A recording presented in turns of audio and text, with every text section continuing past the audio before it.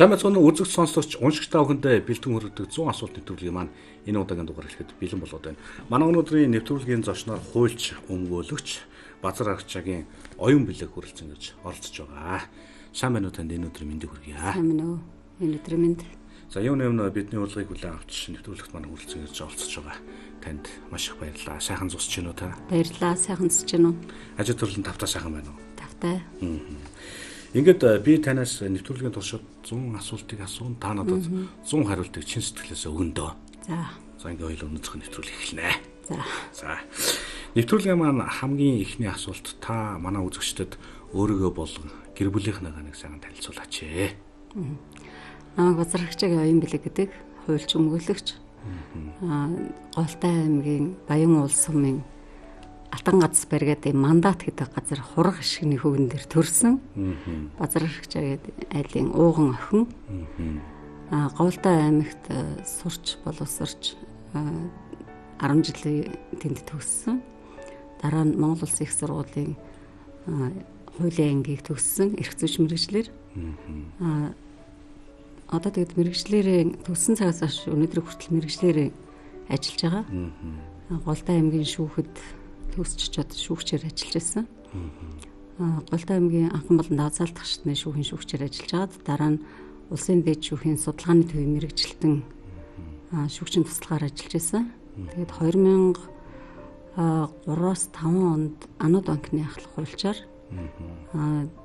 энэ Анууд банкнд ажиллаж байх үеэс одоо хүртэл өмгөөлөгчөөр ажиллаж байгаа. Энэ чинь одоо бол арай л ондоо болсон бах. Тухайн үед одоо таны тэр үед сургуулаа төгсөж бол одоо шууд шүүгч болчих уу? Тухайн үед би чинь нөгөө социализмын үед төгссөн шүү дээ. 88 онд төгссөн. Тухайн үед бол нэг 6 сар дадлагч гэж хийлгдэг байсан. Төгсөөд очингууд.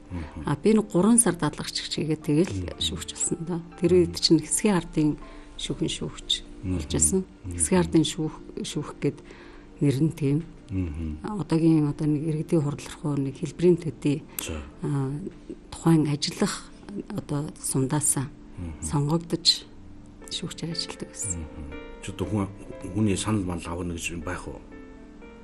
Санал аавна. Гэтэ нөгөө нэг одоо тухайн үед чинь бас нөгөө депутатуудыг шууд нэрийн нөгөө сонголтгүйгээр сонгодог гэсэн шүү дээ. Нэг цаасан дээр ингээд зургийн тавьчих тийм. Яг тэрнтэй адилхан л шүүгч нарыг бас тэгж сонгодог гэсэн. Одоо шүүгч болоход одоо ямар шат дараатай явах вэ? Одоо бол шүүгч болоход нэгдүгээр шүүгчийн шалгалтанд орно. Дараа нь шүүхийн ерөнхий зөвлөлийн саналыг авна, олонхын саналыг авч иж тэгээд шүүхийн ерөнхий зөвлөлийн тогтоол гарч ерөнхийлөгчд санал болгоно. Тэгээд ерөнхийлөгч томилж чөлөөлнө. Шүүхийн ерөнхий зөвлөлийн саналыг авч.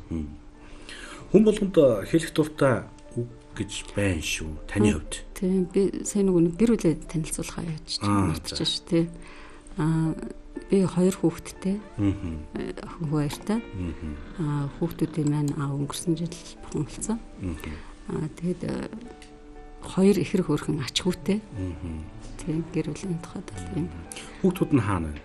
Хүүхдүүд гадаадд сурч амьдарч байгаа. Хүү маань Солонгост охин болохоор Зэрэгтаалд. 2 хүүхэдтэй. Тэгээ хоёулаа сургуулаад өссөн. Тэгээ 2 ихэр ач хүү байгаа. Нэг бэр байна. За хэлэх дуртай үг ба. За хэлэх дуртай үг эрүүл явбал эрхчлэлийн наадам үзэндээ гэж хэлэх дуртай. Эрүүл явах юм бол бүхэл зүйл болчихно доо тийм ээ. Тийм эрхчлэлийн наадам үзнэ гэдэг чинь гоё байхгүй. Сүүлийн үед харин манайхан ч өөрсдийнхөө эрүүл мэндэд нэлээд анхаардаг болоод байгаа юм шүү. Тийм. Таны хувьд эрүүл мэндээр анхаардаг. Эрүүл мэнд дээр нь сүүлийн жилүүдэд бүр илүү сайн анхаарч байгаа. Баян өглөө болгон 45 минут дасгал хөдөлгөөн хийн. Тэгээд дээрэс нь зөв хооллыг бас аль болох зөв хооллохыг хичээж байгаа. Өмнө нь болохоор юу дуртай хамаагүй хоолоо иддэг байсан бол одоо жоохон хоолны мэдлэгтэй болсон гэхүү дээ. Тийм. Нийгэм тэгэхээр стресстэй чинь. Мэдээж байлгүй яах вэ? Өөрөөс шалтгааллахгүй стресс зөндөө байна шүү дээ. Таны бас ажил мэргэжилтэй холбоотой байна. Хамгийн наазахын автомашин жолоодод одоо хөдөлгөөнд оролцох, дээрэс нь бусдын эрхийг хамгаалахын төлөө бид нар ч одоо өвчин сэтгэдэг хүмүүс. Тэгэхээр стресс бол мэдээж зөндөө байна. Таны үнэт зүйл юу вэ? Гэр бүл, өөр хүүхдүүд. нэг хүний үнэт зүйл гэдэг зүйл байгаа шүү дээ тий. Энэ ер нь ингээд нэг үеэр ингээд солигдох юм уу ер нь яа тий. Мэдээд солигдно. Гэтэ хүн бүхний тухайд үнэт зүйл нь юу юм гэдгээс шалтгаална шүү дээ. Миний тухайд бол гэр бүл гэж боддгийг яа тэгэхээр зэрэг гэр бүл бүр хүүхэд эндээс чинь л өрх гэрээс улс орчин тогтно шүү дээ. Хүн энэ амьдралдаа яаж явах нь ер нь юунаас шалтгаалдаг? Тухайн хүнээс өөрөөс нь шалтгаалдаг гэж бодно. Нөгөө бурхны зурсан зураг энэдрэ чи болох уу? Мэдээж бас нэг тодорхой хэмжээгээр байдаг л ах. Гэхдээ тухайн хүн өөрөө хэр одоо хөдөлмөрлж гин өөрийнхөө хувьцаа яг бүтээх боломж биш шүү дээ бас тийм. Мэдээж ингээд зүтгээд болтгоо юм хүмүүс бас байдаг шүү дээ тийм. Тэрэнд бол тэр нөгөө бурхны зураг төөрөг тавилна гэдэг шүү дээ. Байдаг л ах. Түрүү та цохос дурдсан та 2003 онд Анод банкнд алхуулчаар ажиллаж байсан шүү дээ. Бас ер нь дуулиантай юм болсон доо. Тэгээ би танаас ер нь юу гэж асуух гэдэг байна вэ гэхээр энэ хуулийнхын ч гэлтгүй ер нь хүмүүсийн дунд нэг шудраг бусын хонгол гэдэг зүйл яригддаг болсон байгаад байгаа.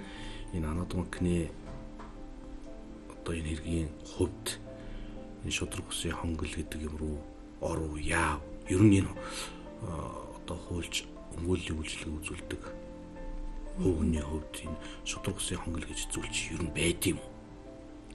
Байна. Анод банкны тухайд бол би харамсдаг штэ. Би өөрөө яг тэнд алхуулчаар ажиллаж байхад ямар сайхан хамт олон бай. Яг энэ банкны тухайд дандаа шинийг одоо эрэлхийлж хийдэг тийм банк байсан тийм. Хамгийн наазах нь бидний одоо бариад байгаа карт биш үү тийм. Карт уншуулж байгаа шүү бид нар тийм. Энэ төлбөрийн картыг бол Анод банк анх Монголд яг үндэсний хэмжээнд хэрэглэгдэх хэмжээнд бол хийжсэн. Дээрээс нь маш олон салбартай байсан. Тэр үтгийг хэл Анод банк хэвээ ажиллаж байсан бол одоо Монгол улс хятадд банк байгуулсан байна. Тийм боломж бол байсан. Монголын банк хятадд одоо бий болох боломж бол байсан. Тэгээд тэр боломжийг харамсалтай нь алдсан. Анод банкны тухайд бол яалтчгүй би бол бас улс төрөөс шууд шалтгаантайгаар бол энэ банк байхгүй болсон гэж боддог шүү дээ. Одоо ч ингэж бодохоор бас харамсдаг байхгүй юу? Өчнөө олон хамт олон одоо ч Анод банкнд ажиллаж исэн олон залуучууд энэ тэнд тэргүүлээд явж байгаа юм тохиолдол байгаа. Маш их тийм боловсон хүчнэдээ анхаардаг, боловсон хүчнүүдэд дэмжиж тусалдаг, хангалттай цалингийн өгдөг банкуд дундаас хамгийн өндөр барагшхан цалинтай Анод банк байсан. Хүмүүсийг их урамшуулдаг. Ер нь бол банкны систем нэлээд тийм задгаа сэтгэдэг хүмүүс байсан л та захирлууд удирдлагууд нь. Яг тэгэхээр тэд нар ч өөрсдөө банкирууд биш байсан тийм. Банкирууд биш хэрнээ банкыг одоо л тэр Анодын хийдэг байсан юмнуудыг банкуд хийж штэ. Анод тухайн үед хамгийн одоо нөгөө нэг анх одоо зээл орон сууцны ипотекийн зээл гэдгийг Анод гаргаж ирсэн. Дээрэс нь газар тариалан унсан байхад Анод л хөрөнгө оруулалт хийдэг байсан. Дээр нь уул уурхай хөгжихэд Анодын хувь нэмэр асар их. Одоо миний бодох мэдж байгаагаар энэ топ компаниуд ихэнх нь бол Анодын одоо харилцагч нар байсан шүү дээ. Бас Адармата олон одоо хэрэг дээр өнгөлийн үйлчилгээ үзүүлж исэн байлээ гэж таныг уншиж үзлээ л дээ. Тэгээ ер нь ингээд энэ олон жилийн хугацаанд энэ өнгөлийн үйлчилгээ үзүүлээд өнгөлөгч хийгээд явж байхад хамгийн хэцүү хэрэг нь юу вэ? Хамгийн хэцүү хэрэг одоо нөгөө 3 дахь ерөнхийлөгч алдартай нөгөө намрын инхээр. Инхээр гоё одоо хэрэг дээр ажиллаж байхад бол үнэхээр хүнд хэцүү байсан. За Анод дээр ч бас хэцүү л байсан. Гэхдээ харьцангуй арай гайгүй байсан юм лээ. Дараа нь нөгөө инхээр гоё хэрэг дээр ажиллаж байхад. Яагаад тэгэхээр нөгөө ингээд хитрхийн нөгөө төрийн оролцоо их байсан л да нөгөө улс төрчдийн гар хөл гэдэг юм те. Орцсон байсан болохоор ингийн нэг хүсэлт гомдол бичээд цагдаагийн байгууллагад прокурорын байгууллагад өгөхөд хүлээж авдаг байсан. Өнгөлөгчийн хувьд тийм. Тэр бол өөр бусад хэрэг дээр бол бид нар байдгал зүйл тийм хүсэлтээ өгнө, гомдлоо өгнө, хүлээж авдагаараа хүлээж авал шийддэг байсан бол инхээр хэрэг дээр бол авдаггүйсэн.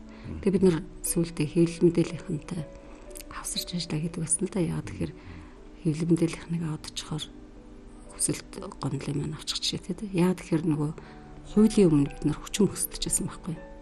Хуулийн өмнө. Яагаад тэгэхээр нөгөө хуулийн хяналтын байгууллага нь хуулиа хэрэгжүүлэхгүй. Хэний ч юм бүү нөлөөнд орсон байдлаар ажиллаж байсан учраас. Хамгийн наадсах нь энэ жишээ бол инкерогыг анх одоо барихтаа хичнээн цагтаа очлоо тий. Монголын түүхэнд тийм олон цагтаа нарчиж болон сарын 1-нд ч тийм болоогүй штэ яг үндэ бол тий. Надад нэг ийм зүйл бас нэг сонирхолтой санагдаад байдгийг. Нэг үгэл хэлжээ. Монголд нэг хэдэн цөөхөн өмгөөлөгчл байгаа юм шиг. Хилмдээлийн хэрэгслүүдээр тэр хэдэн өмгөөлөгчл гарах юм. За тэрний нэгэнд бол та орцоо явж байгаа. Тоото хэдэн гарын 10-нд багтах нэг хэдэн өмгөөлөгч байгаа юм шиг. Аль л одоо дүүлэнтэй хэрэгүүдээ тэн дээр очиж өмгөөллийн өмгөөлжлэгээ үзүүлж идэг харагддаг. Уг нь бол энэ ч одоо хэдэн мянган өмгөөлөгч байгаа байлгүй дээ. Энэ хүмүүс нь өөрсдөө ийм амбицтай байдаг юм уу? Ямар учир шалтгаан байна? Ер нь бол Монголд одоо 2500 орчим өмгөөлөгч нар байгаа. Тэрний 1500 нийслэлд байгаа. Тэгэхээр манай өмгөөлөл бол маш том гэр бүл болно. Гэхдээ бүх өмгөөлөгч нарт бол сонгодог одоо байдлаар ажиллах боломж нь бол нээлттэй байгаа. Яг адилхан хуулийг бид нар хэрэгжилж байна. Яг адилхан түвшинд хэргийн оролцогчулаад явж байна тийм ээ. Эрүүгийн хэрэг дээр ч, иргэний хэрэг дээр, захиргааны хэрэг дээр ч, өөр бусад төрлийн байгууллагатай холбоотой асуудал, арбитрийн хэрэг дээр ч гэсэн. Гэхдээ нэг талдаа одоо амбиц гэж би бол хэлэхгүй. Яагаад тэгэхээр би өөрөө нөгөө бас олон одоо хэрэг дээр энэ хилэмдээлийнхэнтэй хавсарч ажил хийжсэн болохоор одоо хилэмдээлийнхний дэмжлэгийг авч хийжсэн хүмүүстээ хавсарч ихээр яриачих буруу яриа болох байх. Яагаад тэгдэг байсан гэхээр хуулийн өмнө би нөгөө түрүү хэлсэн шүү дээ бид нар хүчин хөсддөг гэсэн гээд тэр үед яалтчгүй энэ хилэмдээлийн хэрэгслийн дэмжлэг бол тусламж хэрэгтэй байдаг л да. Тэгээд хэд хэдэн хэрэг дээр ингээд одоо нэг гэд нэгддэггүй хэрэг дээр ингээд хилэмдээлийнхэнтэй ажиллаад явж явахд бол хүссэн хүсээгүй эрхэн зөрчигдөд эрхээ хамгаалж чадахгүй хүмүүс бидэнд ханддаг байхгүй юу? Ердийн байдлаас илүү олноор ханддаг. Гэхдээ миний хувьд бол би хэзээч өөрөө би энэ хэрэг дээр ажилтаа гэж нэг ч хэрэг дээр би гуйж очиж байгаагүй. Дандаа үйлчлүүлэгч нь надад төсөлтэй ирүүлэх юм бол би ажилтаа гэсэн. Ажилтдаг гэр нь бол зүгээр энийг буруугаар ашигладаг зарим нэг хуульчд байж болох юм. Гэтэ энийг буруугаар ашиглаж болохгүй л дээ. Яг тэгэхээр эн чинь өөрөө хэрвээ хууль хяналтын байгууллага шударга байдаг гэсэн бол бид зүгээр л хийдэг журмаар ажиллаа хийгээд хинч биднийг одоо ямар ажил хийж байгааг мэдэхгүй шүү дээ. Тэгэхээр үнэхээр энэ шударга бус байдалтай тэмцэх одоо нэг тэмцлийн хэлбэр маань л байхгүй. Тэгэхээр тэр бол тэрийг амбиц үүж ингэж харж болохгүй л дээ. Харин энийг буруугаар өмгөөлөгч нар маань ашиглаж болохгүй нь бол тухайн өмгөөлөгч ёс зүйтэй шууд холбоотой. Надыг одоо яг тухайн үед ингээд ажиллаж байхад бол Тэмүүжин одоо сайд болсныхаа дараахан анхны энэ хуульчдын холбооны их хурал дээр нэг айгүй эвгүй хэлжсэн л та. Тэрийг манай өмгөөлөгч нар зарим чанд зориулаад хэлж штэ гэж хэлж байлсэн.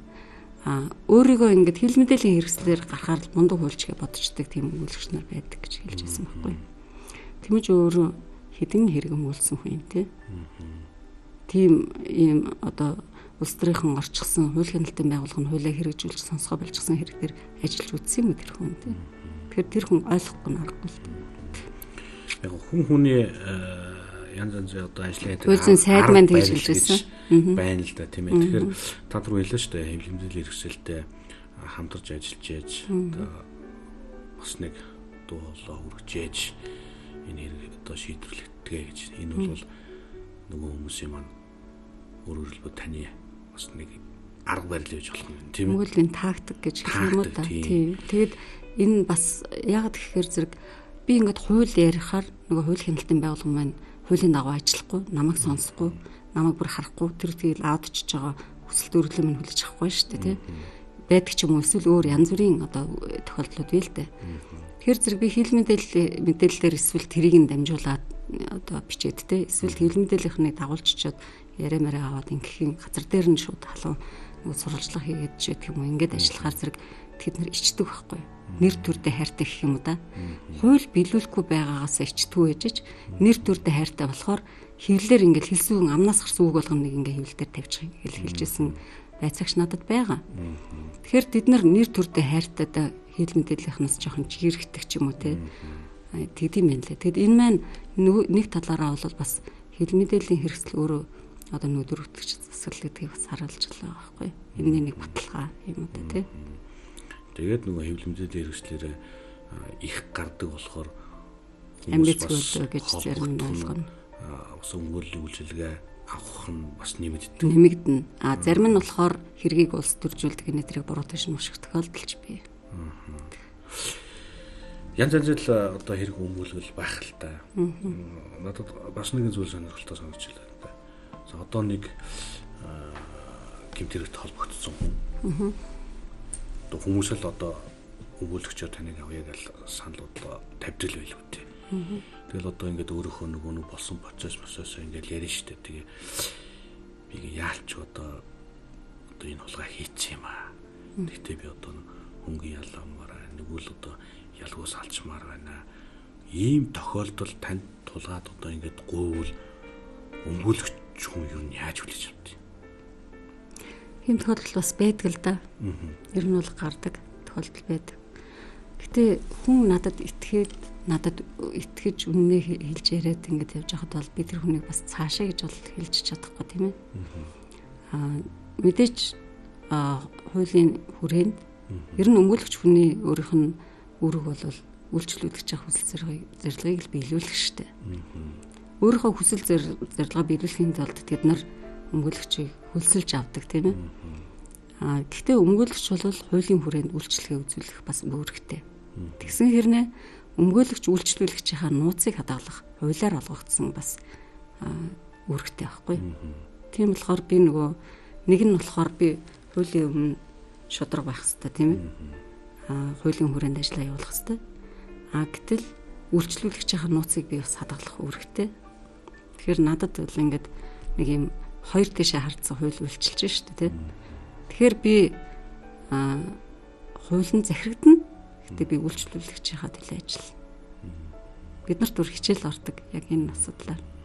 Хичээл орж байгаа багш маань за танаа үйлчлүүлэгч шүүгчд хавлагч гэд мөнгө өгдөө. Та өөрөө хүлээж авахгүй байж болно. За тэгсэн чинь нөгөө авилгаа өгцөн бай гэж бодъё те. Өгцөн бай гэж бодъё. Таны оролцоогүйгээр. Та тэрийг мэдж байгаа. Энэ тохиолдолд та хуулиараа бол тэрийг илчлэх үүрэгтэй. Мэдсэн тохиолдолд. Яагаад гэвэл гэмт хэрэг нуун дарагдуулахгүй. Нуун дарагдуулах эрх одоо хиндэж байхгүй. За энэ тохиолдолд та яах вэ? Асуулт бид нарт хичээл дээр тавьж ирсэн. Бүх өмгөөлөгч нар илчлэхгүй гэж байгаа байхгүй. Яа тэгэхээр бид нар үйлчлүүлэгчийнхаа нууцыг хадгалах үүрэгтэй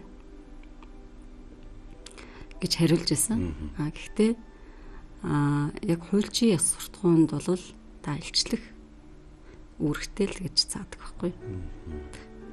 Тэр одоо яа гэсэн үг вэ? Зүгээр ойлгомжгүй. Тэгэхээр зарим тохиолдолд ингэдэг яг ийм тохиолдол байж болно те. Гэхдээ тэр хүн өөрөө нөгөө тэр одоо энэ тохиолдолд нөгөө нотлох баримт байхгүйгаа мэдтгүү те. Ингээд би бол амлахгүй штэ. Гэхдээ би тэр хүн итгээд ирсэн болохоор тэр хүн дээр ажиллана. Ажиллахдаа би ямар нэг юм амлахгүй хуулийн хүрээнд ажиллана гэдгийг хэлнэ. Уулын та ингэсэн юм штэ. Гэдгийг нь бол бас хэлнэ тийм ээ. Нэг ярилцсан штэ үйлчлүүлэгчтэй. Ажиллаж явах явцад ямар ч нотлох баримт гарч ирсэнгүй. Энэ тохиолдолд яах вэ гэхээр би үйлчлүүлэгчтэй ашигтай хэлбэрийг л сонгоно шүү дээ. Тийм тохиолдол бол бас байдаг л да ер нь бол. Ер нь энэ улс төрийг та яаж хардаг вэ? Улс төр өөрөө эрх мэдээллийг гартаа авах урлаг гэж тодорхойлд юм байна ер нь бол. Гэхдээ улс төр бол яг үнэндээ бол тэр эрх мэдлийг өөртөө авах хэсэг билүү сонирхол бүхий хүмүүсийн бүлэглэл. Хэр цэвэр гэж харах вэ? Тэрийг харин цэвэр байлгах уу, бохир байлгах уу гэдэг нь одоо тухайн тэр эрх мэдлийг гартаа авсан бүлэглэлийн л одоо асуудал шүү дээ. Цэвэр байх тусмаа тэгээд тэр ард түмний ядангуяа Монгол улсын тухайд бол хууль тогтоох байгууллага бол ард түмний төлөөлөл байдаг тийм. Цэвэр байх тусмаа төлөөлөгч болж чадна. За улс төр нь юм байж. Тэгвэл энэ манай улс төрчид ер нь ямар байх ёстой? Улс төрч хүн гэж ямар үнийг хэлэх ёстой? Яг зөвхөн одоо харьцангуй нэг үе бодоход жаахан мэрэгших тал руугаа явж эхэлж байна л да. Улс төрч хүн гэж хэнийг хэлэх юм бэ гэхээр улс төрөө хийж чаддаг хүнийг л уул нь хэлдэг юм шиг байгаа. Гэхдээ уул нь яг манай өөрийн үндсэн хуулийн зааснаар бол сонгох эрх 18 наснд хүрсэн хүн бүхэнд байх ёстой. Сонгох эрх нь. Заавал чи бизнес, заавал чи мөнгөтэй байж аж, эсвэл тодорхой албан тушаалтай байж аж, эсвэл чи одоо тэр нам эвслийн бүлэглэлийн хүн байж аж л сонгох эрхээ эдлэнэ гэвэл энэ бол манай үндсэн хуулинд ингэж заагаагүй. Манай үндсэн хуулинд юу заасан гэхээр 18 наснд хүрсэн иргэн болон бүр сонгогдох хэрэгтэй. Гэхдээ энэ сонгогдох насыг тусгай хуулиар зохицуулна л гэсэн мэт. Түүнээс биш сонгогдоход ийм тийм шалгуур тавьсан юм үндсэн хуулинд бол байдаггүй. Ямар нэгэн шалгуур тавих зүйлд бол байдаггүй. Тэгэхээр сонгогдох эрх нь иргэн бүрт нээлттэй. Харин сонгогдох эрхийг сүүлийн үед мөнгөний уралдаан, эрх мэдлийн уралдаан, тэр парламентэнд байнга байх ёстой юм шигээр л одоо байлгачлал байна өнгөрсөн 30 жилийн хугацаанд. Уул нь анх хуульчлахдаа маш гоё хуульчилсан шинэ үндсэн хуулиар. Ер нь энэ манайч гэлтгүй энэ улс орнуудын парламентэд яг ямар хүмүүс ингэ дийлэнх нь байх ёстой. За тэгж ярихаар нөгөө би энд нөгөө нэг засаглалын тогтолцоог бас ярих асуудал гарч ирнэ л дээ. Яа тэгэхээр аль болох уулын парламентэд зөвхөн тэр манай хуулиар би одоо нөгөө нэг өөрийнхөө хуулийг л ярина шүү дээ тийм. Тэгэхээр манай үндсэн хуулиар болохоор зэрэг хууль тогтоох улсын их хурлал хууль тогтоох бодлого барьж ах ийм л үүрэгтэй байгууллага. Гэтэл одоогийн улсын их хурл ямар болсон гэхээр засгийн газрын хийх ажлыг хийдэг. Орон нутгийн одоо нийслэл аймгийн хийх ажлыг хийдэг. Баг хорооны сумын засаг даргын хийх ажлыг хийдэг. Дүүрэг баг хороо сумын засаг даргын хийх ажлыг хийдэг байхгүй. Өөрөөр хэлэх юм бол тэр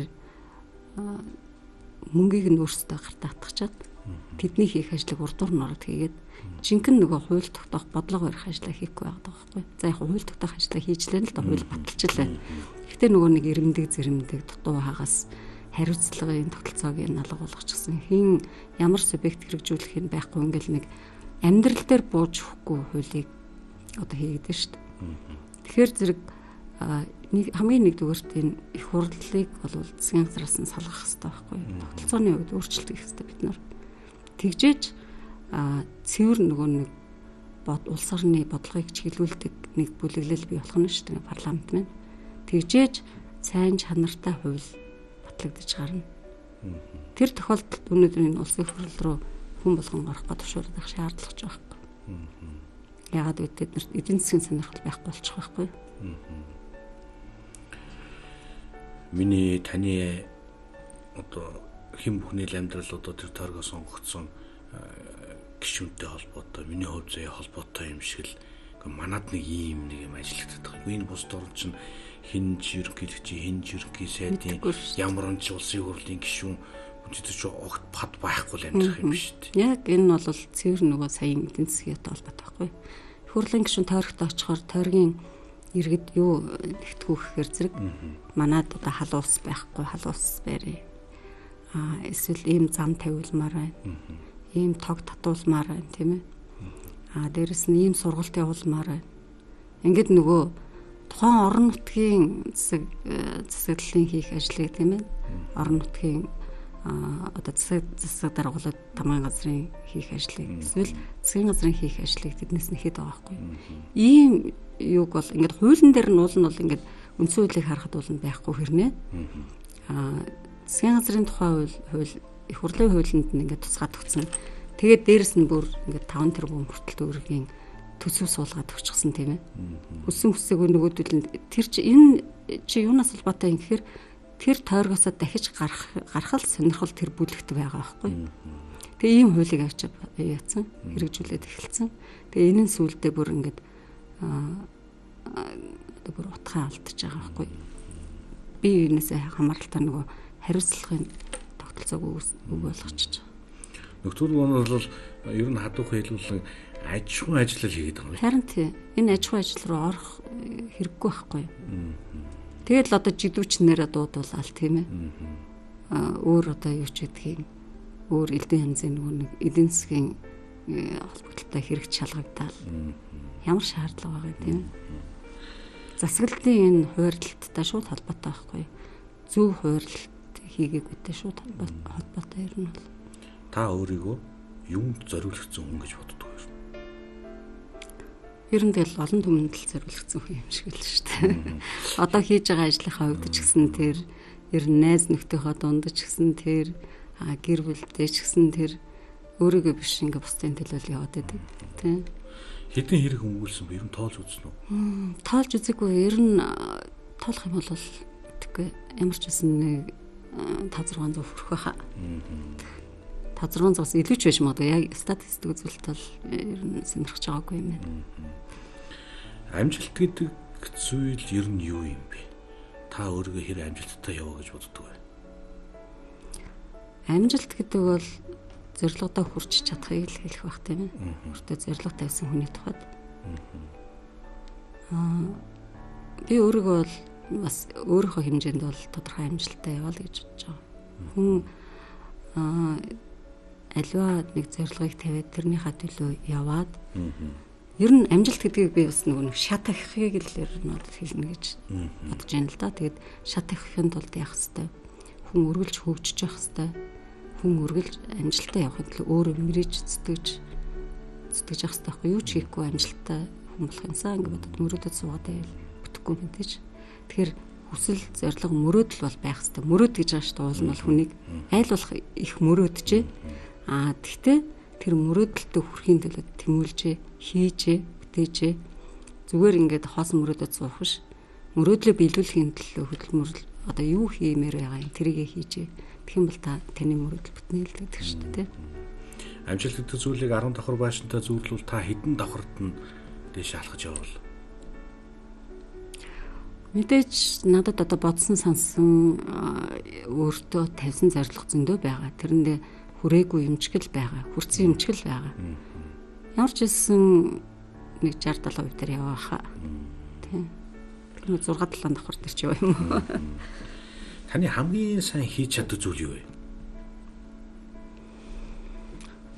За дээр нь яг хийсэн юм сансандаа хүрх гэж зүтгэдэг. Ер нь чадахгүй юм баг байхгүй шүү дээ.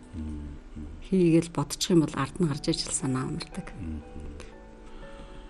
Багада та энэ хууль талын хүн болно гэж бодож ирсэн юм уу? Би ер нь эмч болол гэж боддог гэсэн. Яг тэгэхээр манай аав эмч.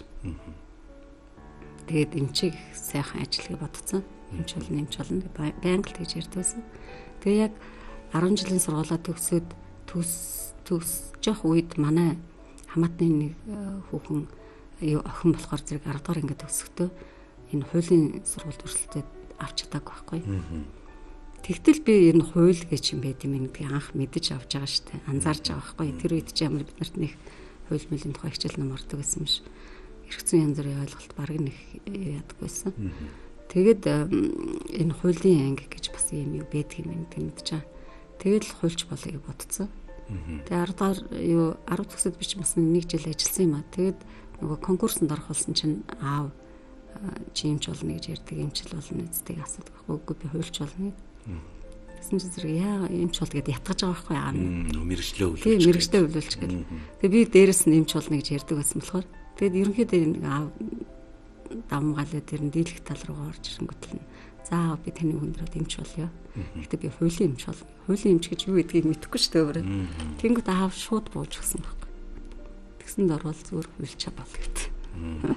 Тэгж хуульчулж байсан. Одоо янз бүрийн хэрэгтэй өнгөлж байгаа л одоо маш их уурлал яах вэ та? Уур хүрэх тохиолдол байдаг л да. Яагаад тэгэхээр бид нар ч мэтгэлцдэг тэнд. Гэхдээ уурлахтаа нэг учир зүггүй уурлахгүй шүү дээ. Уурлах тусмаа илүү их ингээ хорслогддог. Айгуу сонио. Хүн чанга дугараад өөдөөс ингээд мэтгэлцвэл би адилхан чанга дугараад бүр илүү ингээд нөгөө хүчтэй болдог байхгүй сонио. Илүү хүчтэй, илүү нөгөө ингээд сэтгэд явцдаг ч юм уу тийм. Юунд хамгийн их сулцахыг хүсэж байна та? Мэддэггүй чаддаггүй зүйлэл дэр нь сурахыг хүсдэг. Одоо ч гэсэн хөнгөлөөс олцсон гэж байгаа шүү дээ. Тийм, харин тийм. Энэ сүүл юунд сулцахыг бодоод байна та? Одоо бол англи хэлийг айгуу сайн төгс эзэмшсэн л гэж бас боддог. Тийм. Хүн чинь ер нь суралцаж явсаар байгаа л бүтгий юм шүү тийм. За энд нэг юм асуунаа би танаас. За 2000 онд хамгийн анхтаа улс төрийн сонголтоо хийж сонгуульд өрсөлдөжсэн байна. За 2000 онд та нийслэлд сонгоорхон дүргээс бадамж оногод ялагдчихсан байх юм. Тэгсэн. 2004 онд сонгоорхон дүрх дэвшижээ. 2008 онд Говьалтай аймагт улсын хурал дэвшижээ. Тэгсэн. 2012 онд бас Говьалтай аймагт дэвшижээ. За өнгөрсөн 2016 онд бол сонгоорхон дүргээ 76 дугаар хороонд 73 дугаар тойрогт нэг дэвшээд Сумын азар гишүүнд ялагдчихжээ. Тэгээ би танаас юу асуух гээд. Тэгэхээр 1 2 3 4 5 удаагийн сонгуульд ороод ялагдчихжээ. Тэгсэн. Юуны тулд ингээл ороод ялагдаад зүгээр нэг гоё тийм ажиглалтай амар тайван амьдарч ивэл яа тийм бол. Яг зөвөр нэгдүгürt ингээд хүн нэг ингээд улс төрлөө ороход маш хэцүү байдаг. Нэг орсон юм чинь тийм ээ. Одоо бас бодсон сансан зүйлээ хиймээр штэ тий. Гэтэ энэ өөрийнхөө төлөө биш. Бусдын төлөө нийтийн ашиг сонирхлын төлөө. Хүмүүс мэдгүй зарим хүмүүс буруугаар ойлгодог юм шиг үлээ. Сонгуульд орохоор л одоо альбан тушаал үзэлдэж юм, дарга болох гэж юм, юу ч гэж боддیں۔ Тэ хурлын гишүүн болох гэж юм ч гэдэг юм уу. Нийслэлийн иргэдийн уралд гарах гэж энэ төр янз бүр боддог байх. Миний тухайд бол нийтийн эрх ашигын төлөө өөрийнхөө хийж чадах зүйлийг хийж байгаа юмсан. Тэр тусмаа хуульч хүн бол нөгөө нийгмийн эмч байх хэрэгтэй шүү дээ. Үүрэг нь байхгүй. Энэ нийгэм нүдэн дээр ингээд болохгүй жилээс жилийн эрх тусам дордоол ард түмний амьдрал улам бүр дордоол ядуурлал нэгсэл ажилгүйдэл нэгсэл үйлдвэр гिचм байхгүй болол экспортод гаргаж байгаа ойлгохтой юмгүй тийм ээ. Гаднаас гуйлга гуйгаал өрөнд ороод улс орн маань ингээд хойд зүгээр хараад суух ямар ч боломж байхгүй. Тэр тусмаа улс төрийн сонголт хийгээд ингээд явж байгаа тохиолдолд бол тэр ядаж нэг үр хүүхдээ шударга нийгэмд амар тайван амьдрахын боломжоор нь хангах юмсан тийм ээ. Эн чинь бол одоо миний хүүхдүүд байна. Дахиад одоо ач зээнээр 30 гэл ингээл цаашаа амьдрал үргэлжлэл яваад байна шүү дээ. Тэгэхээр энэ улс орныг одоо нэг зөв зам руу нь оруулахад өөр нэгэн хувь нэмрээ оруулах юмсан гэсэн одоо бодлоор л тэгж байгаа. Түүнээс надад бол одоо улс төр дахин ороод байх тийм өнгө төгрөг байхгүй. Бизнес нэтэрээ юм бол байхгүй. Надад ямар ч одоо нэг ширхэгч компани байхгүй. Дээр нь ямар нэгэн ашиг сонирхол одоо өөр нэг одоо юу гэдгийг энэ ч одоо компаниуд нь татчих юмсан. Тэнд ч нэг юм гэж юмсан гэсэн юм бодол байхгүй. Энэ бол цэвэр би хуульч хүн хуульч одоо эрх зүйч гэдэг мэргэжлийг эзэмшснийхаа төлөө энэ нийгмийн эмч баймаар байна гэдэг үгнээс л манай нэг одоо бас найз нар хэлдэг л дээ. 4 жил хөтлөө өмгөөлөлт хийчихэл олсон мөнгө сонгуульд цацж байгаа юм хэлдэг байхгүй юу.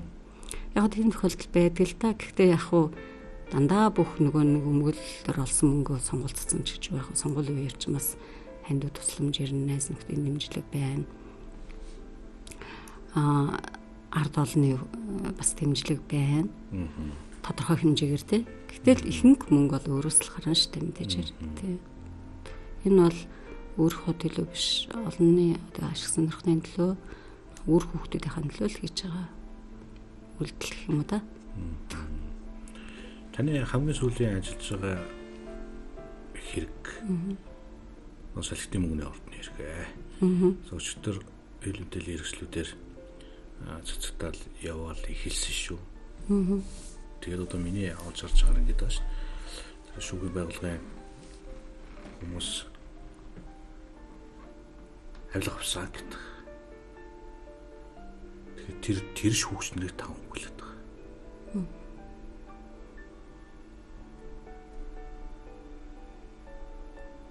Танд хэцүү шүү. Ер нь өмгөөлөгч хүн бол үйлчлүүлэгчээ ямар нэгэн байдлаар ялгуурлах эрх байхгүй. Тэр Монгол хүн байна уу, гадаад хүн байна уу, баян чинэлэг байна уу, хоосон ядуу байна уу, төрийн албаа хаагч байна уу, энгийн нэгэн иргэн байна уу, тэр албан тушаалтан байна уу, өөр намын хүн байна уу хамаагүй. Надад хүн итгээд надыг өмгөөлөгчөөр авъя гэж ирсэн бол надад татгалзах эрх байхгүй. Хуулиараач тийм. Татгалзах эрх бол зөвхөн миний үйлчлүүлэгчтэй л байдаг, өмгөөлөгчтэй байдаг. Энэ утгаараа бас л одоо надад өмгөөллийн үйлчлэгээ надаас авах гээд ирсэн хүний л одоо хүсэлтийн дагуу би энэ хэрэгт орсон. Тэгээд яг зүгээр шүүгч нар авилга авсан гэж байгаа боловч энийг бол мэдээж гин буруугийн шүүх тогтоон тийм ээ. Гэтэ бас ярьж болохгүй зүйл гэж байгаа хэрэг тийм байгаа. Яг тэгэхээр энэ хэрэг дээр бол зарим одоо зүйлүүд нь хаалттай явагдсан. Зарим нь бол нээлттэй явагдсан. Гэхдээ би эндээс нэг л зүйлийг олж харсан. Тэр юу гэхээр Монгол улсын үндсэн хуулийн 50 дугаар зүйлийн 2 дахь хэсэг дээр Монгол улсын дээд шүүхийн шийдвэр бол эцсийнх байна. Монгол улсын дээд шүүхийн шийдвэр хууль зөрчсөн байх юм бол дээд шүүх өөрөө хүчинг болгоно. Монгол улсын дээд шүүхийн шийдвэрийг бүх шатны шүүх болон бусад этгээд заавал биелүүлнэ гэж заасан байдаг. Энэ заалт хэрэгжихгүй л байна даа л гэж харсан энэ хэрэг дээр би ороод. Яг л тэр тухайн салхитын мөнгөний орд гэдэг яг үндэ бол салхитын мөнгөний орд өөр хувьцаас шилжүүлэн авах, хувьцаа худалдаа авах тэрийг хүчин төгөлдөр бас тооцоолох нь хэмжлэгийг л шийдсэн юм байна шүү. Тэр иргэний хэргийн шийдвэр бол одоо ч хүчин төгөлдөр байгаа. Үндсүүдлэн зааснаар тэнд хинч гар хүрэх хэрэггүй. Тэнд гар хүрэх эрх нь улсын дээд шүүхт өртөн л байна. Гэтэл яагаад ингэж эрүүгийн хэрэг мэрэг болоод шүүгч нар тэрэнд холбогдоод тэр тусмаа тэр хэргийг шүүгээгүй шүүгч нар тэнд холбогдоод яваад байна. Нөгөө шүүгч нарын хараат бус шүүгч эрх зүйн байдлын хуулийн заасан хараат бус бие даасан байдал, шүүхийн хараат бус бие даасан байдал, шүүгч эрх зүйн байдлын хуулийн заасан халдшгүй эрх мэрх хаана юм. Тэгэл зүгээр ер нь өмгөөлөгч хүний тухайд хараад үндсэн хуулийн заасан болоод шүүхийн тухай хуулийн заасан энэ эрх зөрчигдөж байна л гэж харж байна. Ер нь манай шүүх ямар түнтэй вэ? Ер нь бүхэлдээ юу? Тийм, бүхэлдээ. Шүүх бол шудраг үнний баталгаа байх ёстой. Шүүх шудраг үнний баталгаа байж чадахгүйгээс өнөөдөр маш олон хэрэгүүд ер нь иргэдч гомдолтой шүү дээ тий. Шүүхэд итгэл нь алдагдаж байна. Дээрэс нь төрийн албыг шударгаар хааж байгаа зарим хүмүүс хэлмэгдэж байна. Иргэд хэлмэгдэж байна. Шүүхэд итгэл гэж юм үгүй боллоо. Шүүх рүү хэн дуртай дайрч нормжилж байна. Энэ бол шүүхээс өөрөөс нь шууд шалтгаалж байгаа гэж би бодож байгаа. Шүүх бол шудраг үнний баталгаа байх ёстой. Үнэхээр тэр гэмт хэрэг байх юм бол хариуцлагын оноо биш бол зоригтойгоор хэрэгсгүй болгоч. Шүүхтийн иймэрхий хуулиар тогтоогд өгсөн шүү дээ. Тогтоогдоогүй эсвэл гэмт хэргийн бүрэлдэхүүн байхгүй. Ийм тохиолдолд шүүхэд бол хэргийг шийдэх хэрэг нь байгаа. Шүүгч нар аягүй зоригтой байх хэрэгтэй. Гэхдээ хуулийн дагуу. Хуулиндаа л захирагд. Өөр бусад хинний хүүх юм баач гэсэн бүү захираг тэрэнд те. Хуулинд бүр үндсэн хуулинд хүртэл заагдагдсан ба. Шүүхэд бол Монгол улсын ерөнхийлөгч, улсын их хурлын гишүүд, бүр энэ албан тушаалтнуудыг бүр нэр зааж байгаа байхгүй юу? Засгийн газрын гишүүд нөлөөлөхийг хориглоно. Гэтэл өнөөдөр шүүх хараад бас байж чадж гэнэ үгүй юу те. Бараг улс төрчдийн гар хөл болж дуусч штэ ер нь бол. Уг нь шүүхийн дээр юу байх штэ? Уул нь энэ үндсүүлэн зааснаар бол хүүхдийн гэрэл байхаар байгаа зү тийм ээ. Эсвэл дээд шүүх өөрийнхөө дээр байна. Дээд шүүх өөрийнхөө дээр байна. Эсвэл хүүхдийн гэрэл байна. Тэгтэл одоо юу вэ тийм ээ. Энэ маш шүүх өөрөө өөрийгөө нөлмөж болохгүй байхгүй та. Тийм болохоор зэрэг яах ёстой вэ гэхээр шүүх бол яг хүн гагцгүй хуулиндаа л захирагдах ёстой. Шүүх болоод шүүгч штэ. Шүүх гэдэг чинь өөрөө шүүгч нар л байгаа штэ тэ. Шүүгч бол гагцгүй зөвхөн хуулинд л захирагдах үүрэгтэй. Тэр үүргээ маш сайн биелүүлэх хэрэгтэй нь бол зоригтой. Яг үл тэдний тэр хараа тус байх бүх юмнууд нь хангагдсан хууль нь манад байгаа байхгүй. Хууль нь байгаа. Уг нь сайн хууль юу? Маш сайн хууль байгаа. Ганцхан тэрийг цалингийн нэмсэн шүү дээ тийм үстэй. Шудраг гоё хийх юм бол маш сайхан хэмжтэй ажил шүү дээ. Ер нь бол би өөрөө шүүгч байсан болохоор тэгж харддаг л да. За дахиад нэг жоохон тийм хартаа маягтай нэг асуулт асуудаг тэнэс. Энэ манай шүүх хуулийн байгууллагын хүмүүс нэг тийм нэг жаахан өнгөлгөл харагдах юм. Би одоо яг тэр хүмүүсийг олж хараад идэм бол яа гэм бол. Өнгөлөг гэдэг нь ямар утгаар? Тонч жоохон өнгөлөг. Гоё маш юмсан. Би зүгээр яг шүүх хуулийн байгууллагын гэхэр зэрэг бусад хуульч нар бас орж ийн гэж ойлгох юм тийм үү? Зүгээр хардах эрх нь бол байгаа. Гэхдээ тэрийг шудрах хөдөлмөр олж ийн үгүй юу гэдэгт л хяналт тогтоох хэрэгтэй. Шудрах хөдөлмөрөөр энэ ганцхан шүүх хууль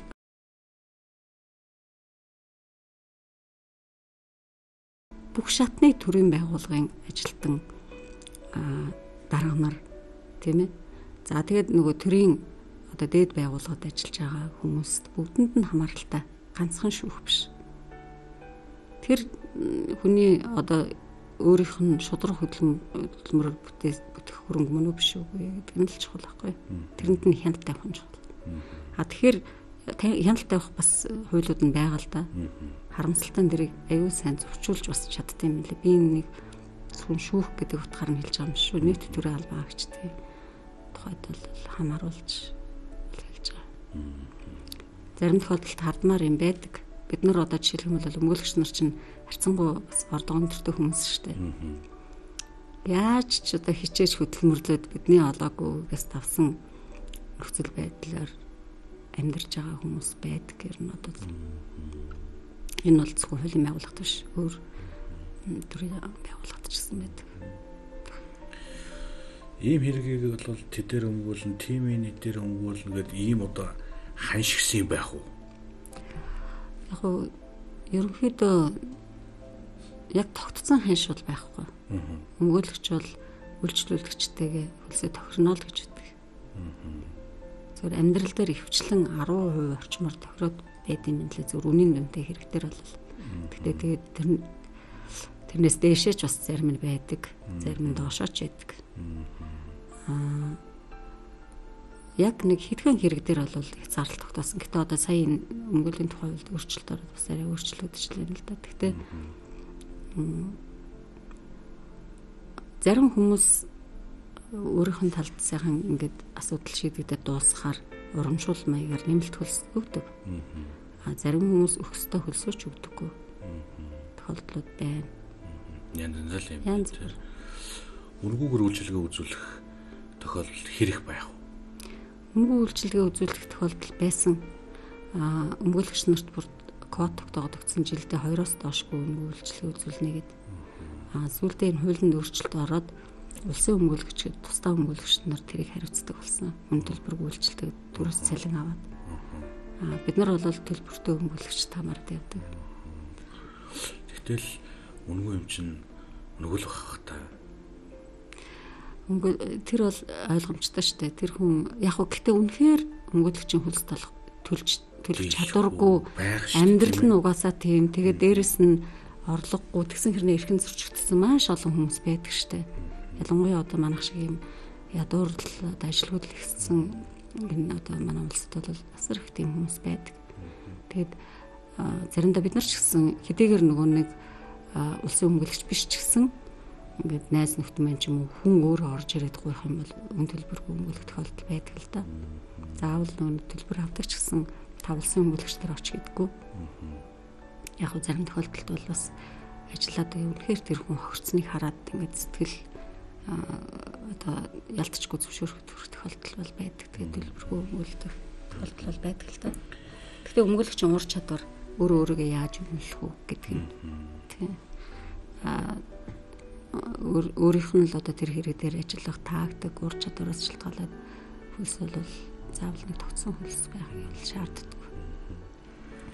Ер нь яавал энэ нэг хөлшүүхийн байгууллага хараад тус нэг тийм нэг сайхан нэг шудраг болж чадах уу? Юу хийвэл яавал ер нь бол уул нь хууль нь байгаа штэ. Гэхдээ маш сайн хууль байгаа гэдэг шүү дээ. Хууль нь бол хангалттай байвал байгаа гэж хэлнэ. Ганцхан энд шудраг байхын тулд тухайн хүнээс өөрөөс нь шалтгаална. Энэ нь одоо эрхийг хэрэгжүүлж байгаа хүмүүсээс. Мэдээж зарим тохиолдолд хэцүү байдаг л баг гэсэн ч хэцүү байсан ч өөрөө тэрэн дээр ингээд золиослогдохоор байсан ч ёс зүйтэй шударгал байх хэрэгтэй, хуулинд л зэрэгдэх хэрэгтэй. Нэг удаа хүний гуйлтыг хүлээж авахгүй, хоёр удаа гуйлтыг хүлээж авахгүй. Гурав дахь хүмүүс халдчихдаг байлаа шүү дээ. Яагаад ч нэмэр байдгүй ингээл. Таны бахархал юу вэ? Хүүхдүүд юм болов? Дээрэс нь маш сайхан гэр бүлд одоо өсөж, төрж, хүмүүжиж өдөөлтөл ингээд байгаад айгу бахархдаг. Эцэг хэрэг бас их сайхан бахархдаг. Бас сайхан аав ээжийн одоо охин. Аав маань эмч хүн. Аав бол арх уудаггүй, тамхи татдаггүй. Тэгээд ер нь хүүхдүүдийнхээ төлөө бүхэл амьдралаа ингээд зориулсан их сайхан хүн байдаг л да. Одоо 88 нас хүрч байна. Тарханд амьдарч байгаа. Бүх насаараа эмчээр Голтой аймгийн нэгдсэн эмнэлэгт бараг 42 жил ажилласан. Арьс өнгөний базар гарагч гэдэг тийм алдартай хүн байдаг. Ээж маань болохоор цэцэрлэгийн багш. Олон одоо шинэ нэрийг бас харж хандаж явсан, олонний төлөө одоо хамаг насаа зориулсан юм хүн байдаг. Тэгээд их сайхан тийм өвөг дээдсүүд маань бас байсан. Тэгээд тийм сайхан одоо удам ухсаа дунд өсөж торонж дээрэс нь эрүүл сарвал өссөндөө айгу бахархдаг. Тий. Таны их айдаг зүйл юу вэ? Юунаас их айдаг? Амьтнаас айгу айдаг. Бүх төрлийн амьтнаас айгу айдаг. Энэ авилгын хийх хуулийн асуудал байна да. Энэ юу нь яавал багасгах юм? Маш зөв төрийн бодлого, төрийн тогтолцоо, дээрэс нь эрх зүйн орчин нөлөөлнө энд. Яг тэгэхээр Германд бол жишээлх юм бол ингээд прокурор, шүүгч нарын прокурорын ч гэдэг юм уу тийм ээ. Мөрдөгчийн ч гэдэг юм уу хийх ажлыг бүр ингээд детальчлаа процедурыг нь заагаад өгсөн байдаг. Тэрнээс гажих ямар ч арга байхгүй. Манад бол сонголт маш их байдаг. Хайшин яаж чиргүүлж болно тийм. Хууль нь өөрөө ч бас тийм. Тэгэхээр зэрэг энэ эрх зүйн орчныг одоо илүү сайн боловсронгуй болгох тийм. Дээр нь төрийн бодлого нь маш зөв байх юм бол багасах боломжтой. Түүнээс нэг хүнийг нөгөө хүнээр солиод бол айлга буурахгүй юм шиг байна гэдгийг бид нар одоо сүүлийн хэдэн жилийн турш шаарлаа шүү дээ. Одоо төрийн албан агч нар чинь баг судал болгоно тодорхой хэмжээний үнэтэй байд юм шүү тий. Тийм л юм сонсогдол байдаг. Тийм сонсогдол байдаг, яригдал байдаг, зарим батлагдал явж байгаа тий. Тендер мендер авахд ч ер нь байнга л нэг бас нэг хувь байдаг гэж сонсогдол яваад байдаг шүү дээ. Тэгэхээр зэрэг энийг арилгахын тулд тэгээд дээрэс нь энэ улс төрийн нөгөө тогтолцоо энэ сонгуулийн өөрийнх нь тогтолцоо эрх мэдлийг барих тогтолцоо нь өөрөө бас буруу байгаа байхгүй. Ингэж их хөнгөөр сонгуул хийхээр тэр одоо гарсан зардлыг нөхөх гэж бас нэг ажил болд юм шиг байгаа. Энэ бол 60 тэрбумаар батлагдсан тийм ээ. төрийн албан хаагчийн хэлтсийн дараагаас дээших албан тушаалыг үнэлчихсэн тийм. Тэгээд сонгуулийнхаа санхүүг босгоод буцаагаад яг тийм маягаараа төрийн албыг бүрдүүлж ийм хэрэг айгүй харамсал, энэ айгүй эмгэн л байхгүй. Энэ бол энэ ямар их төр ингэтлээ дампуурах гэж тийм ээ. Энэний тод жишээ. Хин хүнгүүл энийг нийгмийн нэг аятайхан болгож ийл гэж одоо бодож л явчих тийм ээ. Тааж гэлдэг гэж бодож байна. Одоо би ээж гэлдэг гэж бодож байна. Гэхдээ ер нь бид юунаас эхлэх ёстой? Иргэд рүү чиглэсэн бодлого байх ёстой. Хүн бүр орлоготой байх хэрэгтэй. Өр хөр орлоготой байх хэрэгтэй. Хүн болгон ажилтай байх хэрэгтэй. Тэрнээс л эхлэх хэрэгтэй л дээ. Тэхийн тулд яах ёстой юм гэхээр тэр өрхийн орлогыг дэмжсэн, жижиг дунд үйлдвэрлэлийг дэмжсэн. Ер нь нөгөө иргэн баян бол төр баян гэж үгдэг шүү дээ, тийм. Тэр хүн рүү чиглэсэн тэр ээлтэй бодлого хүн бүхэн ажилтай, орлоготой, ядуурл нь байхгүй, өрн байхгүй. Ийм байж ажил одоо бидний одоо хүсч мөрөөдөд байгаа нийгэм маань бий болно. Айтайхан болно даа. Тэгхийн бол хүмүүс орлоготой бүгдээрээ сэтгэл хангалуун, орлого нь амьдралдаа хүрэлцүүлэх хэмжээтэй байх юм бол улс төрх сонирхчихгүй. Төрөний нөгөө хэлсэн тийм. Зарим улс оронд одоо хинж улсаа удирдах гэдэг юм баг мэддэггүй тийм. Тэгэхэд манайхан баг худалчхонд насан туршаагүй жоохон хүмүүс хүртэл улс төрчөд явж байгаа ч тийм. Гэр бүл дотроо талцаад нэг гэр дотор олон намын гишүүд байж шин. Нөхөр нь ардын нам, эхнэр нь арчилсан нам, хүү нь одоо хойсголт нам ч юм уу тийм ээ. Их мэтчлэн тэр эн чин юг харуулж байгаа гэхээр нөгөө ерөөсөө л энэ юутай холбоотой байхгүй. Тогтолцоо өөрөө буруу байгаатай холбоотой. Таныг энэ цаг мөчид нэг хүн зориулан баярлалаа гэж хэлээч гэвэл та хэнийг сонгох вэ? Ээж ааваа. Занаг сайхан хэлж байл. Аавч өөртөө баярлалаа. Би аавч минь үзэж чамгүй ч юм уу мэдгүй өрчилчлээ хэлээгүй. Эмэгтэй хүн эрэгтэй хүнээсээ давуу байх шин чанар нь юу вэ? Эмэгтэй хүний эр хүнээс давуу байх чанар маш олон бий. Хамгийн наацхан төсвөр төвчээр. Эмэгтэй хүн ямар ч тохиолдолд ер нь биологи физиологийн хувьд ч төвчээртэй. Сэтгэлийн хаттай. Дээр нь эмэгтэй хүн бол тэр аливаа одоо эмзэг асуудлыг айгуу эмзэг асуудал дээр ч юм уу ер нь торгон мэдрэмжтэй ямар ч юм дээр илүү одоо эрэгтэйчүүдтэй харьцуулахад.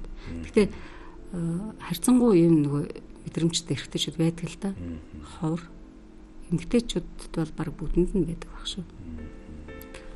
Та азтай хүн үү? Азтай. Яагаад? Яа тэгэхээр нэгдүгээр маш сайхан гэр бүл өссөн. Хоёрт болохоор эрүүл өссөн. Дээрэс нь айгүй сайхан зөв хүмүүцсэн хүүхдүүдтэй. Тийм. Гэр бүлээр ярихаар уйлчих гээд байна.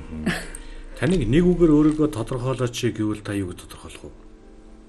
Шудраг гэх юм уу? Шудраг гэдэг нь өөрөө юу вэ? Зан төлөвийн одоо юу юм болов? Өөрт яг ингээд нөгөө суудсан зан төлөв юм болов?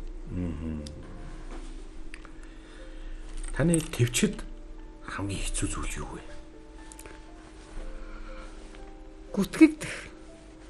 Гүтгэлэг. Тэг гүтгэлэг. Хин ч гэсэн одоо буруу юу өөрийнхөө хийгээгүй зүйл гүтгэдэг өсөхгүй шүү дээ. За бусд нь бол бусад одоо хүмүүс яах вэ тийм ээ? Бусд нь бол яах вэ тийм яах вэ байж шүү дээ. Та их хүн дээр хүлээж авдаг уу? Юг гүтгэл гэдэг зүйлийг. Янз бүр.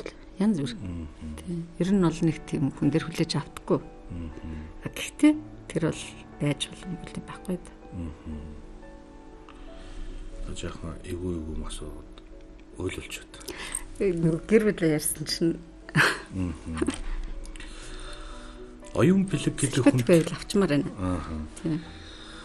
Оюун бэлэг гэдэг хүнд таагүй хүмүүс хэр байдаг вэ? Мэдээж байдаг л байх. Мэдээж байдаг байх. Яг тэгвэл хүн л юм болсон юм тий. Хүн заавал таалагдчих албагүй. Ер нь таалагдах шаардлага байхгүй гэж боддог шүү дээ. Яг тэгэхээр хүн өөрөөхөр л байх хэрэгтэй. Хүнд таалагдаж амьдрна гэвэл айгу зовлон гэж би боддог шүү дээ. Өөрөөхөр л байх хэрэгтэй.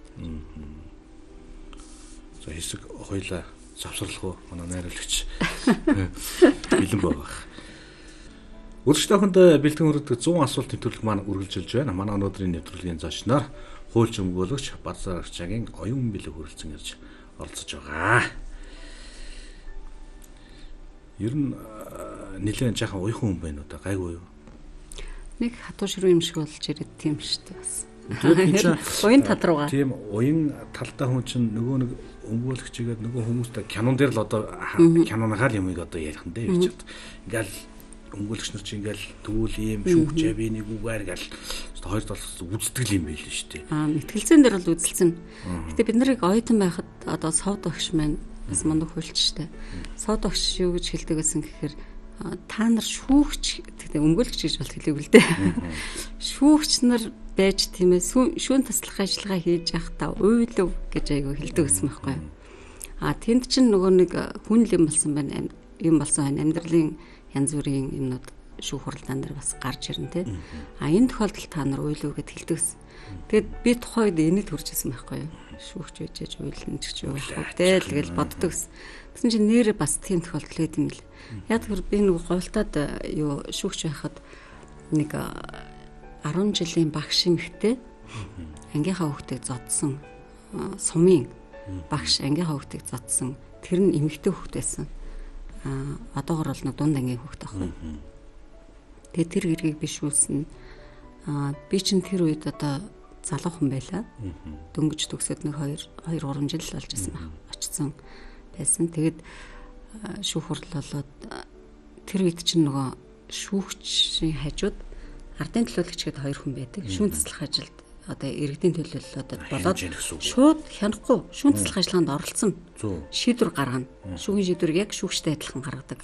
Тэр үтгийг л 2 одоо ардын төлөөлөгч маань санал нэгтжүүл би тэр хоёроос өөр санал зүрх юм бол миний харавч тэр хоёроор шийддэг олонхын саналаар. Ер нь бол бүрэлдэхүүнтэй хэрэг бол олонхын саналаар шийддэг. Тэгээ тэр үед чинь иргэдийн төлөөлөл тэгж одоо шүүн таслах ажилд оролцдог байлаа. Тэгээд нөгөө ардын төлөөлөгч гэхэд сумын нэг 2 хүн байсан. За тэгээд өмгөөлөгч байсан, прокурор байсан, дээрэс нь нөгөө оролцогчд байж байгаа. Тэгээд нөгөө олонний өмнө шүүн таслах ажил хийдэг байсан. Яг одоо сумын иргэдийг цуглуулж байгаа л шүүх хурлаа гэдгээс нээлттэй явуулж ийн гэл бусдад одоо нөгөө нэг одоо юу болох үүднээс одоо сургамж болох үүднээс нэг талдаа бас сурталчилгаач болдог гэсэн л та. Тэгээд хурал хийсэн чинь нөгөө эмэгтэйг би хорсон байхгүй юу. Хорхолоо болчлаа нөгөө багшийг. Тэгсэн чинь зэрэг нөгөө эмэгтэй чинь нөгөө эцсийн үг болгоод үг хэлж байгаа. Яг шийдвэр гаргахын өмнө эцсийн үг хэлж яхад л ингээл нөгөө тэр зааланд байсан хүмүүсээс уйлал эхэлсэн. Дараа нь ингээл харсан чинь энд прокурор уйлал тэнд өмгөөлөгч нь эрэгтэй хүн байсан хэрнээ уйлал. Сүүлдээ миний нөгөө хоёр талд сууж байгаа 2 иргэдийн төлөөлөгч маань уйлал, нарийн бич уйлал ингээл бүгд тэр заалд ганцаараа би уйлаагүй байхгүй. Бусд нь бүгдээрээ уйлсан. Тэгээд яг тэр үед надад бол бас эмгтэл хүн юм чинь тий дотроо л эмзгэлжилсэн. Гэхдээ нөгөө би чинь шүүгч хүн шүү дээ тэгэл бодож байсан байхгүй. Тэгээд гарч ирээд манай өмгөөлөгч маань эртээ одоо наттай хамт бас 10 жил төгссөн залуу байсан. Чи ямар мохоо байлаар чулуу шиг сэтгэлтэй амт юм бэ? Надад хэлж хэлжсэн. Тий тэгж хэлжсэн. Тэгээд ялтчгүй нөгөө багшийн хэлжсэн үг маань санаанд ороод тэр заалнаас тэгэл ойлгохгүй бүр эсрэгээрээ хорихол нөгөө эмгтээтэй орног болоод гарч ирчихсэн. Тийм тохиолдол байдаг. Өмгөөлөгч хүний нэг тийм гоё мэдрэмж чадвар зүйл нь юу гэдэг? Мэдээж өмгөөлөгч хүн үйлчлүүлэгчийн одоо талд хэрэг шийдэж байгаа тохиолдолд хамгийн их кайф авдаг. Ялах болгондоо, ялт болгондоо кайф авчдаг. Зарим юм яар дартаа та. Сайхан та. Ялсан тий. Би чадлаа яллаа. Үйлчлүүлэгчийн одоо хүслийг биелүүллээ гэсэн тийм сайхан мэдрэмж. Нөгөө үйлчлүүлэгч маань одоо бүр илүү танаас баяртай байгаа тийм ээ. Яг. Ер нь бол үйлчлүүлэгчтэй ингээл зэрэг баярлал, зэрэг одоо ингээл одоо ялагдсан үедээ бол бас готран штэ тий. Готрагч байхтай одоо ер нь бол ингээл эмзэглэн сэтгэл. Тэгээд бас ингээл сүултээ бүр нөгөө үйлчлүүлэгчтэй ингээл амьдралд нь ороод явчихдаг штэ яг л одоо хамтал бүх сэтгэл зүрх хамт байдаг гэр нь. Нэг тийм хэцүү үедээ таны хүч авдаг зүйл юу вэ? Ерөнхийдөө аль болох ингээд сайхан агаар сэлгэнд явах дуртай. Хүнд хэцүү үед. Эсвэл эсэргээрээ бүр ингээд хамгийн хүнд хэцүү ажиллаа хийх суух дуртай. Эсвэл бүр эсрэгээр ингээд сайхан дуулах ч юм уу тий. Тэгэх дуртай. Таны муу зуршил юу вэ? Муу зуршил байлгүй яах вэ? Миний одоо муу зуршил бол би боддоо штэ. Нэг жоохон өөрөө байх гэдэг. Тийм.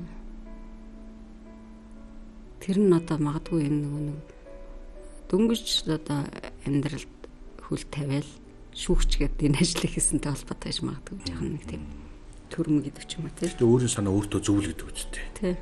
Тэг гарч байгаа шиг тэглээд буруутч муудсан юм бол байхгүй л үстэй тийм ээ. Тэгэхээр чи нэх муу зуршил бол биш баха. Харамсаж явдаг зүйл тань юу вэ? Харамсаж явдаг зүйл одоо яг нөгөө хийх ёстой байсан юм а хийж чадаагүй үед бол харамсдаг. Хугацаа алдсан ч юм уу тий. Амжуулах ёстой юм а амжуулж чадаагүй, хийх ёстой юм а хийж чадаагүй, олж харах ёстой юм а олж харж чадаагүй.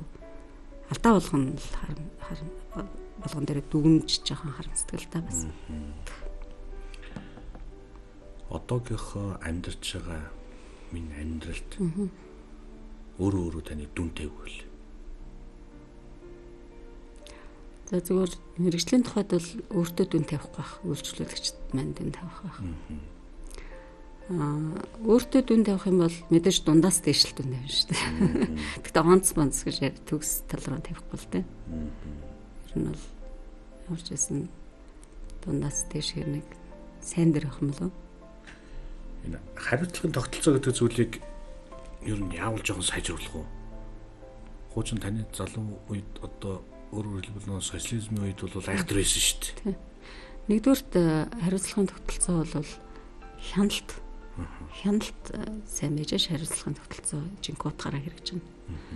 Хоёрт тэр хариуцлага үүрэх чадварыг бүр төрснөөс нь хүсэлэл суулгах хэрэгтэй юм байна гэж би хардаг шүү дээ. Яа тэгэхээр зэрэг бүр тэр дөнгөж одоо мэдээ авах үеэс нь эхлээл баг ингээд угаасаа эсэх хариуцлагатай бол баг гидсэн дотроош хүмүүсээ дараад ирд юм шиг сүлийн үед ч одоо баг тийм яриад байгаа шүү. Тэгэхээр үнэхээр одоо тэр цэцэрлэг сургууль байх үеэс нь эрх үүрэг хариуцлага мэддэг болгож өсөх нь хамгийн чухал юм байна гэж боддог. Нэгэнд нөгөө хариуцлагагүй нөхцөлөд ингээд хинэггүй байгаад сурцсан одоо энэ үед бол тэр хяналт хамгийн сайн хяналтын тавьдаг хариуцлагын тооцож чаддаг тийм механизм дахиад нөгөө эрх зүйн орчин руу орох гэдэг юм л да. Тэгээ төр өөрөө хариуцлагатай байж ижил хэрэгдээсээ хариуцлах нь хэн штэ ер нь бол тийм үст.